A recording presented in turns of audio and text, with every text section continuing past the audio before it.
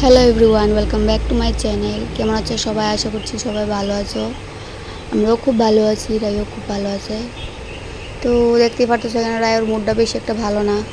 রায়ু বাইনা ধরছে যে বাইরে নিয়ে একটু ঘুরতাম, কিন্তু আমি মানা করতেছিলাম আর কি, কারণ বাইরে হালকা হালকা একটু বৃষ্টি হইতেছিল।